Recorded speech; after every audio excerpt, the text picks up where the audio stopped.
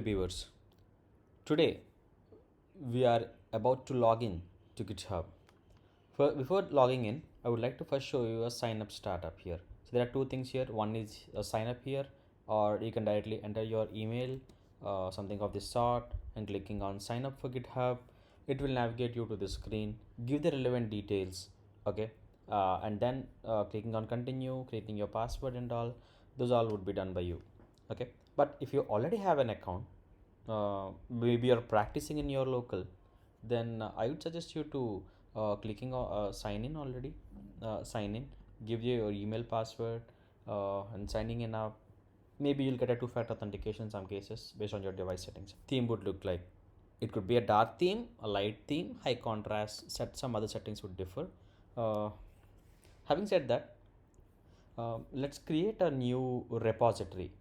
But how do I create a new repository, and why are we creating a new repository?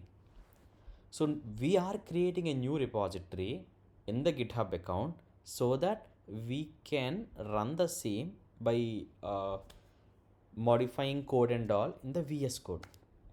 So before going on to VS Code, first create a sample repository at a very high end. Okay. So here we have top repositories which would be there here.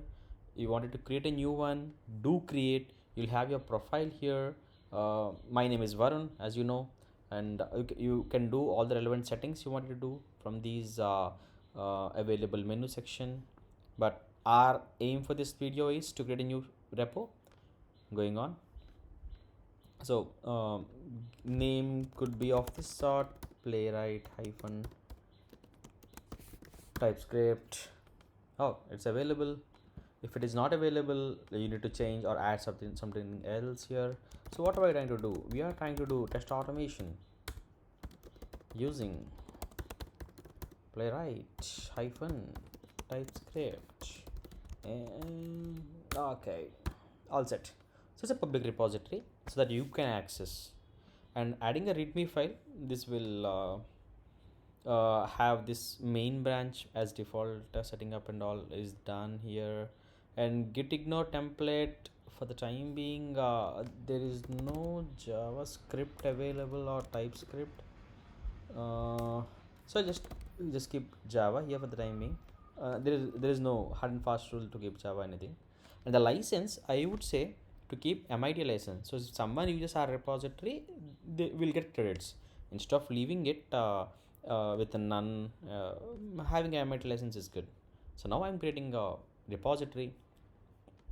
This is how we create a repository, okay, and bare minimum things would be done here, which is of creating a git ignore, .git ignore, license, which is MIT's, and readme file, readme.md file. So this is the one which we need to and going on, we'll keep updating this readme file.